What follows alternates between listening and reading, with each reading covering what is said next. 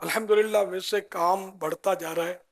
Gathering के हिसाब से तो क्वांटिटी, ये क्वांटिटी क्वालिटी में कैसे तब्दील हो, क्वालिटी पहले के मुकाबले में मेरा जो मुशाहदा है उसमें कमी है। मसलन लिबास के मामले में पहले का लिबास माशाअल्लाह वही आदी पिंडली, कुशादा कुर्ता, तो चादरें, तो इमाम और ये सब, मतलब एक तरकीब मदीना मदीना होती थी।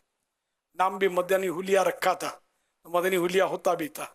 अब ये तो खैर हमने ये हटा लिया, वो पाबंदियां भी हटा ली। अब पाबंदियां तो इसलिए हटाई थी कि नए साईं भाई हमारे करीब आए, इसलिए नहीं हटाई थी कि जो पहले से ये सब कुछ कर रहे हो भी हाथ धो बैठे इससे। इमामे पर वो पाबंदी हटी कि भाई इमाम आप तंजीमी तौर पर, वैसे सुन्नत तो है उसको तो कोई मिटा नहीं सकता। तो अब ये कि अपनों ने उतारना शुरू कर दिया। इसका हल आपसे मुझे चाहिए कि जो कराची आइडियल है सारी दुनिया की दावत इस्लामी के लिए, सबसे ज्यादा मुबल्लिगीन भी यहीं से बाहर जाते हैं, सब कुछ यहीं से होता है। इसमें कुछ आप मेरा ताउन फरमाएं कि लिबास के ताल्लुक से अब मुश्किल ये हुआ, चादरें तो उतर गई, लिबास सुकड़ गया। अब जो अवाम में बैठते हैं तो फिर वो बेपर्दगी, जो पर्दे पर्दा, अब या तो मतलब अपना लिबास सही कर लें या फिर चादर संभाल लें कि कम से कम यानी पर्दे में पर्दा तो हो यार। तो अब ये कि चादर भी रखना चाहें तो बिल्कुल उसकी भी हौसला अफजाई होनी चाहिए कि चलो एक बात है, पर्दे में पर्दा तो करने के लिए एक चीज थी अपने पास जो अब नहीं है, सब हट गई है। यहाँ भी देखो नजर ही नहीं आ रही।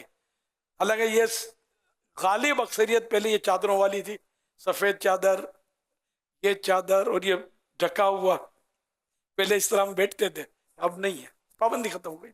और इमामा शरीफ जिनके उत्तर गए कम से कम वो तो पहन लें। अब यहाँ माशाल्लाह पहन कर आए हैं, ये कुछ ऐसे होंगे जो नहीं पहनते होंगे, बाहर जाकर जो भी करते होंगे। ये आका की सुन्नत है। तो दावत इस्लामी ने जो पाबंदी या वो अपने उसमें कुछ नरमी तो सिर्फ उनके लिए, क्योंकि गालिब अक्सरियत हमारे पास उन लोगों की जो फैशनेबल लिबास पहनते हैं, तरह तरह की तस्वीरों वाले लिबास पहनते हैं, नंगे सर अक्सरियत, सख्ती भी नहीं करनी अपने को, ये फिर चले जाएंगे, आएंगे नहीं हमारे पास। तो मैं ये कि कम से कम जो पुरानी हमारी जो खेप है पहली, वो तो सुन्नतों की आईनादार बन जाए। फिर इनकी मतलब जो रोशनी या इनके मतलब फ्यूज बरक़ात ये पहुंचेंगे कि नया भी सुन्नतों के रंग में रंगता चला जाएगा। ये अल्लाह करे कि मैं समझा पाऊं अपना दर्द। खाने के ताल्लुक से पहले शायद यूं कहूं कि सबके सब सुन्नत के मुताबिक यूं घुटना खड़ा करके बैठते थे। अब आप अपने आप से पूछें कि आप बैठते हैं कि नहीं बैठते। तकरीबन चौकड़ी मार के, पालतियां मार के, एक आध इधर टेक कर खा रहे होते हैं, या बिल्कुल थाल वही झुक जाते हैं। क्या होगा फेफड़े का, क्या होगा गुर्दों का, क्या होगा मतलब आंखों का, कमर, जिसको देखो कमर के दर्द में आम इब्तला, तो खाने के टाइम पर, लिखने के टाइम पर झुक कर यूं लगे होते हैं।